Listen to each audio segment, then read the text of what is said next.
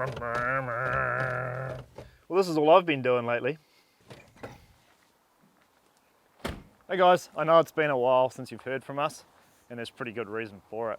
But it's time for me to give you a bit of an update to what's happening with four-wheel drive New Zealand and what's happening with our old LandCruiser. Some of you might know that at the end of last year, the trans started slipping in the truck and it gave up life altogether. So we've got it back from the automatic transmission specialist, who have given us a quote on fixing the trans properly. From there, Joanna and I made the really tough decision not to invest the money into this car.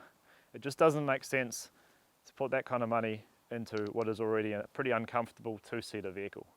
We're running out of room with all the camera gear and stuff we carry. So we are going to be purchasing a new vehicle. We haven't quite confirmed yet what, so stay tuned for that. The good news is we're going to do another build.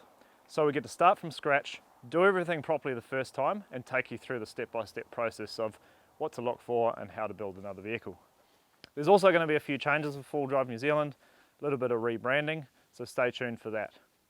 And lastly, the LandCruiser is going up for sale, and some of the parts are on it as well. So particularly the ARB bull bar, the ARB diff lock, and the rear bar are going to be sold off separately. So if you're interested, send us a message through our Facebook page and we can see what we can work out.